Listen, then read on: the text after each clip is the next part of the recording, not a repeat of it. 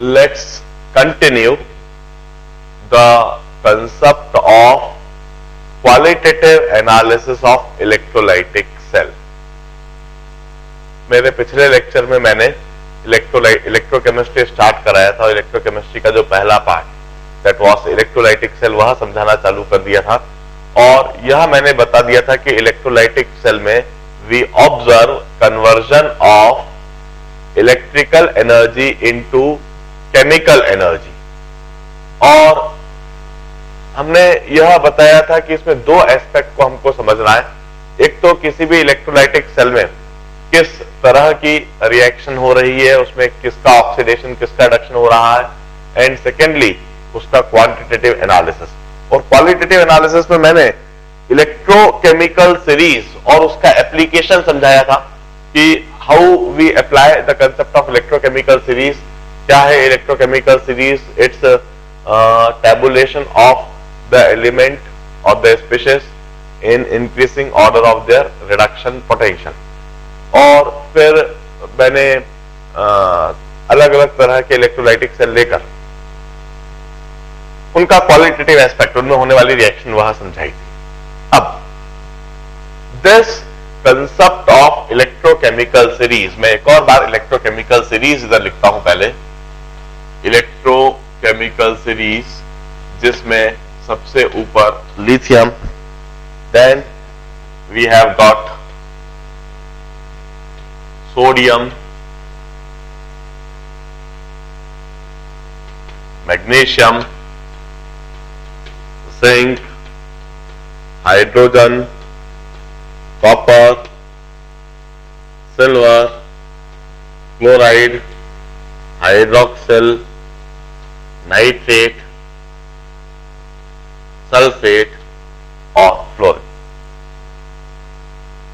Now this concept of electrochemical series was used in deciding metallurgical principles of various metals. कई सारे metals है, उनके metallurgical principles design करने में, conceptualise करने में we apply the concept of electrochemical series. For example, in the metallurgy of aluminium, the major ore of aluminium, if I discuss about metallurgical principle of aluminium, the principal ore of aluminium is bauxite. This is the ore of aluminium, and in this bauxite aluminium is present in the form of alumina, Al2O3. Bauxite में aluminium alumina के form में present होता है, Al2O3 के form में present होता है. इस बॉक्साइट से we obtain pure alumina.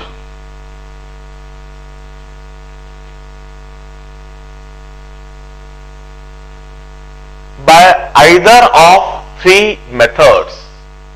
3 method होते हैं.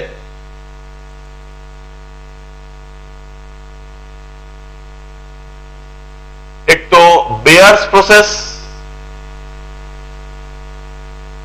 दूसरा हॉल्स प्रोसेस और तीसरा सॉपेक्स प्रोसेस.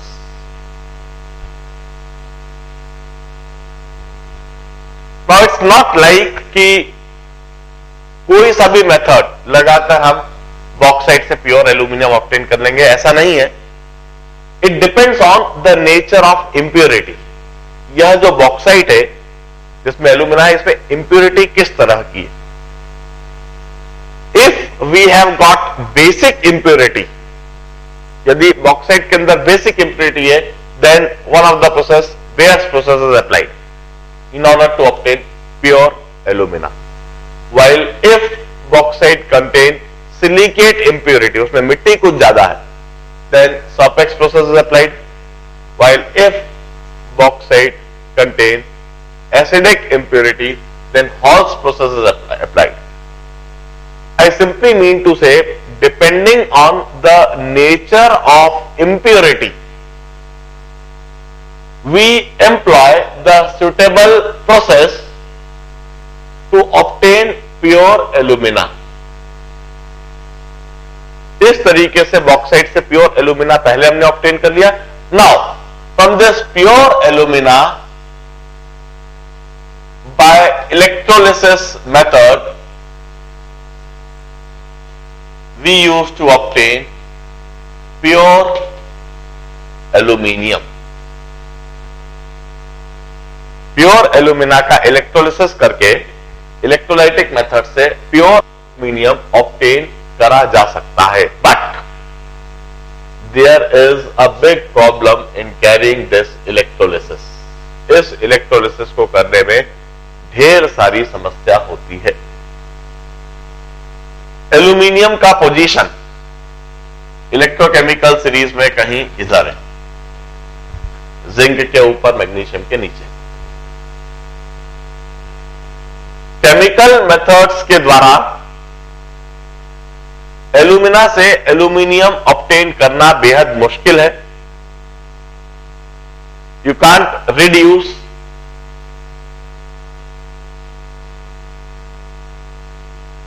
एल्यूमिना से. यदि आपको एल्यूमिनियम चाहिए तो आपको रिड्यूस करने के लिए इसके ऊपर वाले एलिमेंट प्योर कंडीशन में चाहिए होंगे. आप एल्यूमिना से एल्यूमिनियम ऑब्टेन तो कर सकते हो, मगर उसके लिए आपको प्योर मैग्नीशियम चाहिए होगा.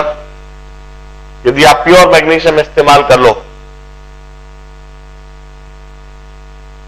तो चूंकि मैग्नीशियम ऊपर है इसलिए मैग्नीशियम ऑक्सीडाइज हो जाएगा, और एल्यूमिनियम नीचे है इसलिए एल्यूमिनियम रिड्यूस हो जाएगा, और वहां पर यह रिएक्शन हो जाएगी, यह रिएक्शन मिल जाएगी. बट वंस अगेन इस तरह से केमिकल मेथड से यदि आप एल्यूमिना से एल्यूमिनियम ऑब्टेन करोगे तो उसके लिए आपको प्योर मैग्नीशियम चाहिए होगा. प्योर मैग्नीशियम ऑब्टेन करना वो इतना आसान नहीं है, वो अपने आप में एक बहुत बड़ी चैलेंज है. हम कहते हैं केमिकल मेथड के द्वारा एल्यूमिना से एल्यूमिनियम ऑब्टेन करना, it won't be economically feasible, it's not technically feasible. Pure alumina से इलेक्ट्रोलिसिस के द्वारा ही एल्यूमिनियम ऑब्टेन करा जाना चाहिए. But while carrying this electrolysis we have got major problem. First of all, we can't maintain aqueous medium. हम aqueous medium में इस electrolysis को नहीं कर सकते. एक्वेस मीडियम में हम इस इलेक्ट्रोलिसिस को क्यों नहीं कर सकते? दो वजह. पहली बात, एल्यूमिना पानी के अंदर डिसॉल्व होता ही नहीं है, होएगा ही नहीं, एक्वेस सॉल्यूशन बनाएगा ही नहीं. और मान लीजिए हमने एल्यूमिनियम का कोई कॉम्प्लेक्स बना दिया और उस कॉम्प्लेक्स को पानी में डिसॉल्व भी कर दिया, तभी यदि आप इलेक्ट्रोलिसिस करने जाओगे तो रिडक्शन एल्यूमिनियम का होने के बजाय एक्वस सॉल्यूशन में H पॉजिटिव का रिडक्शन होगा. इस बात को समझें. पहली बात, एल्यूमिना पानी के अंदर डिसॉल्व होगा ही नहीं, इसका एक्वस सॉल्यूशन बनेगा ही नहीं. चलिए फिर भी हम एक्वस सॉल्यूशन बना देते हैं, एल्यूमिना का नहीं बनाते हैं, हम एल्यूमिनियम का कोई सॉल्ट बना लेते हैं, कोई कॉम्प्लेक्स कंपाउंड बना लेते हैं, जैसे सोडियम एल्यूमिनेट या सोडियम मेटा एल्यूमिनेट. यदि हम इसको NaOH से ट्रीट करवा दें तो सोडियम एल्यूमिनेट और सोडियम मेटा एल्यूमिनेट बन सकता है, NaAlO2 या फिर Na3AlO3. इस तरह से सोडियम सॉल्ट बनाए जा सकते हैं और उन सोडियम सॉल्ट का एक्वस सॉल्यूशन बनाया जा सकता है. मगर उसका एक्वस सॉल्यूशन के यदि आप इलेक्ट्रोलिसिस करोगे तो वहां पर एल्यूमिनियम का रिडक्शन होने के बजाय H पॉजिटिव का रिडक्शन होगा, क्योंकि एक्वस सॉल्यूशन में H पॉजिटिव आयन होंगे, और चूंकि H पॉजिटिव आयन एल्यूमिनियम के नीचे है तो हाइड्रोजन का रिडक्शन पोटेंशियल ज्यादा है, वहां रिड्यूस एल्यूमिनियम के होने के बजाय H पॉजिटिव का रिडक्शन होगा।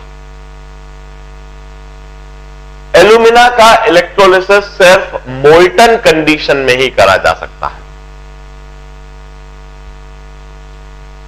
मोल्टन स्टेट में प्योर एल्यूमिना लिया जाए और उसका इलेक्ट्रोलिसिस करा जाए, तभी हमें प्योर एल्यूमिनियम मिल सकता है। मगर जो समस्या है, पहली समस्या, it's melting point is very high. The first problem is it have got high melting point.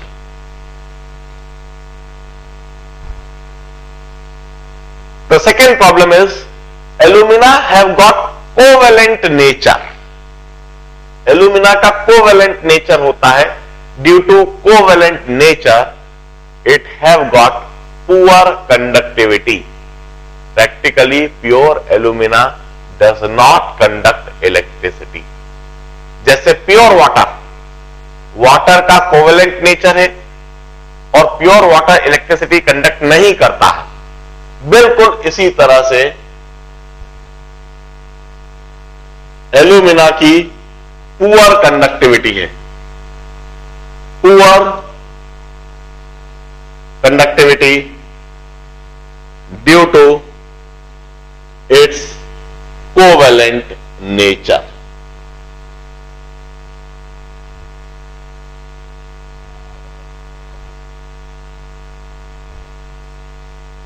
The same thing जैसा हमने प्योर वाटर के लिए कहा था, प्योर वाटर इलेक्ट्रिसिटी कंडक्ट नहीं करता है क्योंकि वो कोवेलेंट नेचर का है, उसका आयोनाइजेशन नहीं होता। Al2O3 भी प्योर Al2O3 ले लिया तो इलेक्ट्रिसिटी कंडक्ट नहीं करेगा। And the third problem is it's highly refractory in nature. Highly refractory in nature means when current passes through Al2O3 it shine like anything and it loses huge amount of energy in the form of radiation. It's highly refractory in nature. We mean to say कि जब इसमें से current pass होता है तो ये काफी अधिक शाइन करता है और काफी अधिक शाइन करके रेडिएशन के रूप में, लाइट रेडिएशन के रूप में ढेर सारी एनर्जी रेडिएट करता है और लूज करता है, मतलब वेस्ट कर देता है। एल्यूमिना कितना अधिक रिफ्रैक्टरी नेचर का है, आप इस बात को इससे अंदाजा लगा सकते हैं कि जो कैमरे में फ्लैश लाइट होती है, कैमरे के अंदर जो फ्लैश लाइट होती है, आप जब कोई स्नैप लेना चाहते हो और क्लिक करते हो, जब आप क्लिक करते हो तो एक बहुत फ्रैक्शन ऑफ टाइम के लिए बैटरी से करंट पास होता है और उस फ्रैक्शन ऑफ टाइम के लिए जरा सा करंट पास होने से वहां पर एकदम से एक फ्लैश आता है और उस फ्लैश से एकदम से एनवायरनमेंट लाइटेंड हो जाता है and you take a snap. उस फ्लैश लाइट में जो मटेरियल इस्तेमाल होता है that is alumina. Flash light के लिए जो मटेरियल इस्तेमाल होता है दैट इज एल्यूमिना। मैं सिर्फ यह बताना चाहता हूं कि बहुत छोटे से समय के लिए जरा सा करंट पास करा, उस जरा से करंट के पास करने से वो कितना अधिक चमकने लगा, इतना अधिक चमकने लगा कि आपने उसको एक फ्लैश लाइट के रूप में इस्तेमाल कर। अब आप जरा सोचिए कि इसी एल्यूमिना का जब आप इलेक्ट्रोलिसिस करोगे, उसमें से जब ढेर सारा करंट लंबे समय के लिए पास करोगे तो वो कितना अधिक चमकेगा और इस तरह से चमकते हुए कितनी अधिक एनर्जी को बर्बाद करेगा, वेस्ट करेगा। This are the practical problems when we carry electrolysis of pure alumina in order to obtain pure aluminium. हम कहते हैं इन प्रॉब्लम को सॉल्व करा जा सकता है। ये तीनों प्रॉब्लम को खत्म तो नहीं करा जा सकता, मगर इन्हें मिनिमाइज करा जा सकता है। And in order to minimise the three problems, the simple method, the simple solution is add some suitable impurity while carrying out the electrolysis। इसमें आप एक suitable impurity डाल दीजिए। We always know that addition of impurity always lowers the melting point। Pure alumina का जो भी कुछ melting point है, it would be very high in the range of 2000 or 3000 degree centigrade. मगर इसमें यदि आप कोई सुटेबल इंप्योरिटी डाल देते हो तो इंप्योरिटी के ऐड करने से हमेशा मेल्टिंग पॉइंट कम हो जाता है। You may decrease melting point by adding suitable impurity. Of course जिस तरह से प्योर वाटर का इलेक्ट्रोलिसिस नहीं होता है, मगर आपने जब उसमें जरा सा Na2SO4 डाला, जरा सा ZnSO4 डाला, तो वाटर का इलेक्ट्रोलिसिस होने लगा। Na2SO4 के डाल देने पर हमने क्वालिटेटिव एनालिसिस में देखा है, तीसरा सेल मैंने वही डिस्क्राइब करा है, वाटर का इलेक्ट्रोलिसिस एकदम फास्ट होने लगा।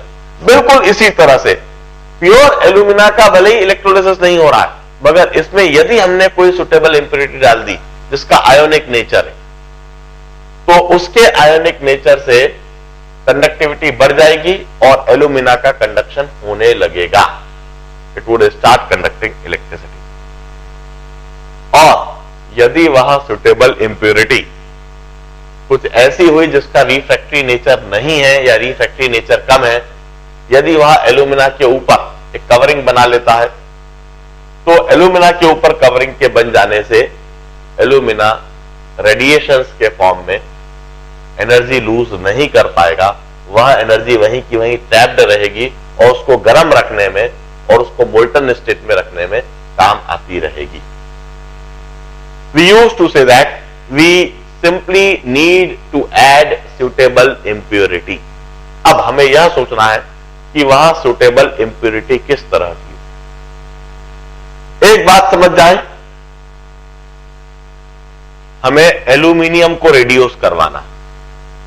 यदि हमें एल्यूमिनियम को रिड्यूस कराना है तो हमें कोई ऐसी इंप्योरिटी नहीं रखना है जो इलेक्ट्रोकेमिकल सीरीज में इसके नीचे हो।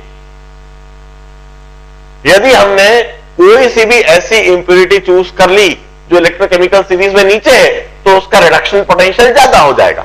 और उसका रिडक्शन पोटेंशियल यदि ज्यादा हो गया तो एल्यूमिनियम रिडक्शन के बजाय नीचे वाला वह एलिमेंट रिड्यूस होने लगेगा। जैसे हम मान लीजिए सोचे हीमेटाइट मींस Fe3O4।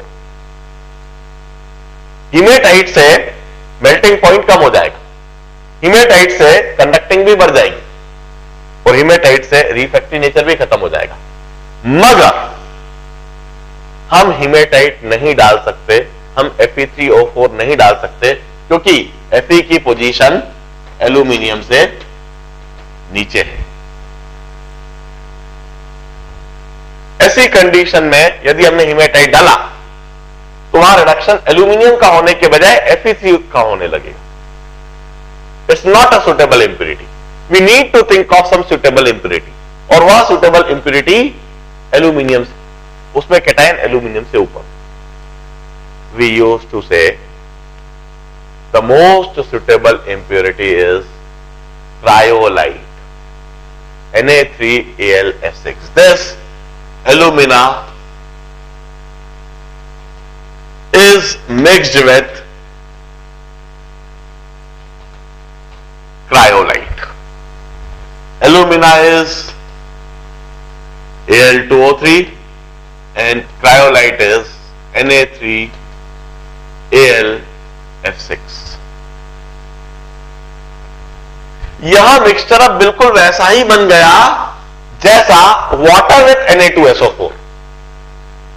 वाटर में Na2SO4 डालने पर जिस तरह से मिक्सचर बन रहा था, बिल्कुल वैसा ही बन गया। अब देखिए क्या होएगा, हम इलेक्ट्रोलिसिस कैसे करते हैं। Alumina mixed with cryolite and it's electrolysed using it's electrolyzed using graphite anode,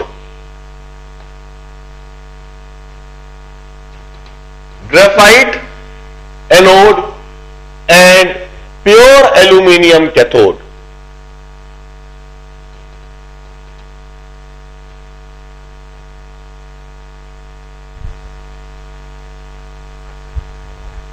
graphite की एनोड ले ली जाती है और प्योर एल्यूमिनियम की कैथोड ले ली जाती है। अब देखिए इलेक्ट्रोलिसिस कैसे होगा, उस रिएक्शन को लिखते Al2O3, ये वहां पर ढेर सारा कुछ इस तरह का सेटअप है।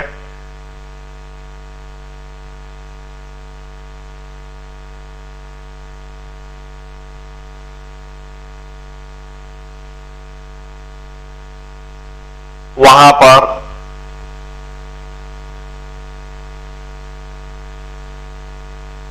दिस इज ग्रेफाइट एनोड,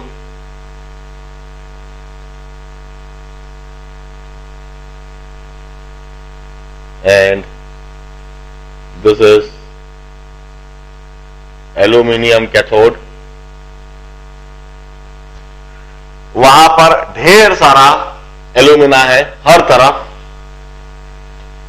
और Na3Al_F6 मैं इधर लिख रहा हूं रिएक्शन।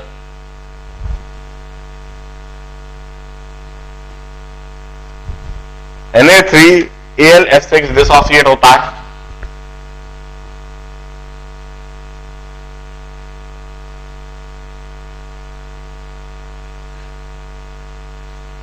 ढेर सारे आयंस मिल रहे हैं वहां पर।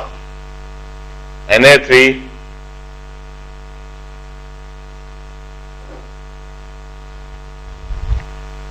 Al_F6 3 negative.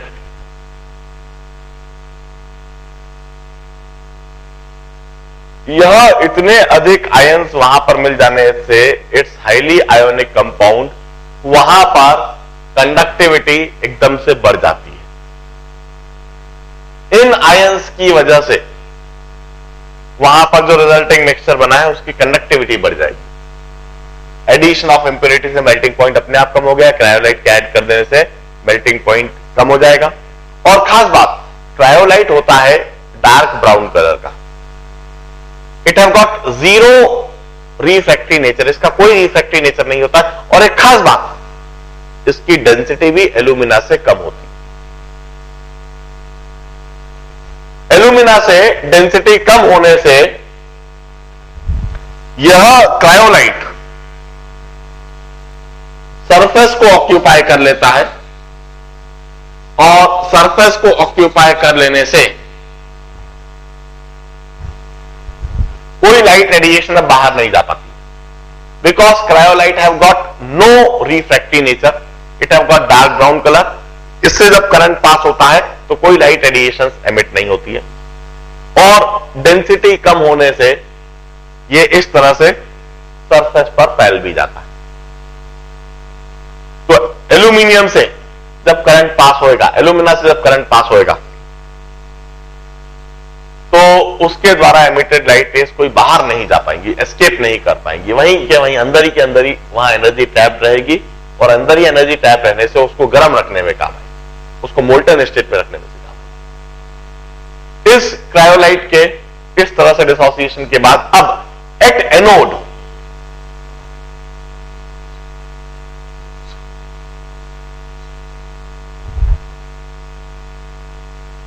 एनोड किसका ऑक्सीडेशन होगा, जरा हम सोचते हैं। एनोड पर कौन कौन है यह सोचे। This is anode, this is anode. Anode पर एक तो Al_F6 है, Al_F6 3 नेगेटिव है, यह एनायन एनोड पर जाएगा। इसके अलावा एनोड पर चारों तरफ ढेर सारा Al2O3 है। Al2O3 वहां पर ढेर सारा ऑलरेडी है, उसी का इलेक्ट्रोलिसिस कर रहा है। और एनोड स्वयं ग्रेफाइट की बनी हुई है। अब हम यह सोचें कि एनोड पर कौन ऑक्सीडाइज होगा। क्या AlF6 का एल्यूमिनियम ऑक्सीडाइज होएगा? कभी नहीं।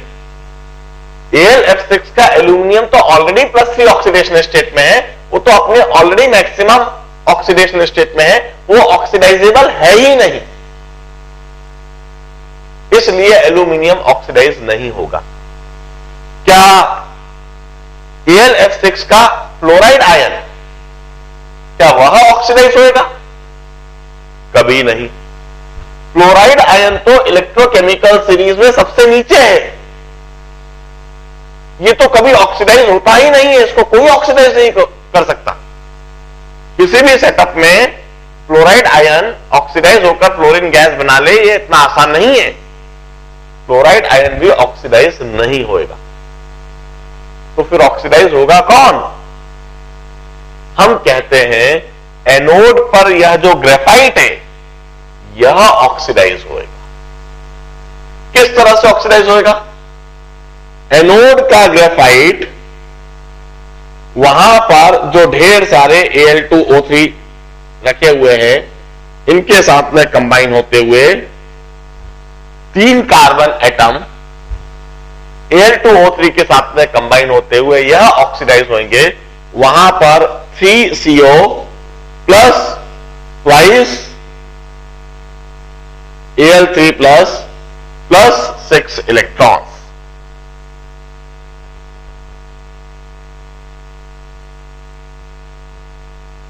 इस तरीके से वहां पर ऑक्सीडाइज ग्रेफाइट हो रहा है।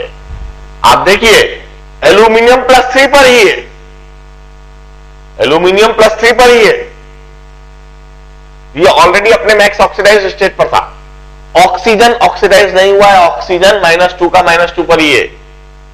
तो ऑक्सीडाइज कौन हो रहा है? देखिए ग्रेफाइट, जो ग्रेफाइट रॉड है जो बार बार वहां पर खत्म होती जाएगी और आपको हमेशा ग्रेफाइट को रिप्लेनिश करते रहना पड़ेगा, बार बार नई ग्रेफाइट रॉड डालते रहने पड़ेगी। यह ग्रेफाइट जो 0 ऑक्सीडेशन स्टेट पर था यह ऑक्सीडाइज हो गया कार्बन मोनोऑक्साइड। एनोड पर कार्बन मोनोऑक्साइड के बबल्स निकलते हुए दिखेंगे और इस तरह से 6 इलेक्ट्रॉन्स रिलीज हो गए। This is the reaction that would take place at anode. और खास बात, ये जो कार्बन मोनोऑक्साइड बना है ये वेस्ट नहीं जाएगा, इसे हाइड्रोजन के साथ मिला के वाटर गैस के रूप में इस्तेमाल कर लिया जाएगा इसी को गर्म रखने में। कार्बन मोनोऑक्साइड को हाइड्रोजन के साथ मिलाया और वहां पर बन गई water gas. Water gas is an excellent fuel और वाटर गैस एक ऐसा फ्यूल है जिससे आप बड़ी आसानी से टेम्परेचर को 1500-2000 तक पहुंचा सकते हो। यह जो एनोड से निकलने वाली कार्बन मोनोऑक्साइड है इसको हाइड्रोजन के साथ मिक्स करके नीचे बर्न करा जाएगा और इसको बर्न करके इसी इलेक्ट्रोलाइटिक सेल को गर्म रखने में भी यह काम आएगा। और this reaction takes place at anode. अब जरा सोचे एट कैथोड क्या रिएक्शन होगी?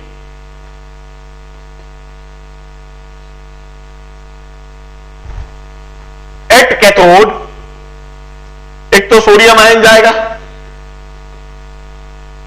यह क्रायोलाइट से आने वाला सोडियम आयन, और दूसरा अभी अभी एनोड से एल्यूमिनियम आयन रिलीज हुआ है।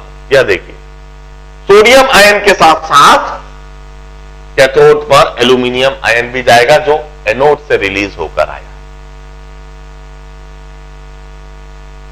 अब हम देखें इलेक्ट्रोकेमिकल सीरीज में सोडियम आयन और एल्यूमिनियम आयन की रिलेटिव पोजीशन। रिड्यूस कौन होएगा?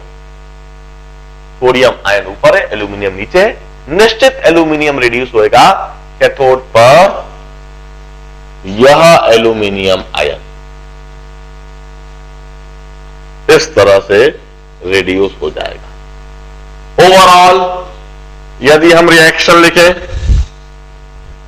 तो इस इलेक्ट्रोलाइटिक सेल में जो रिएक्शन होगी that may be written in this manner: 3C plus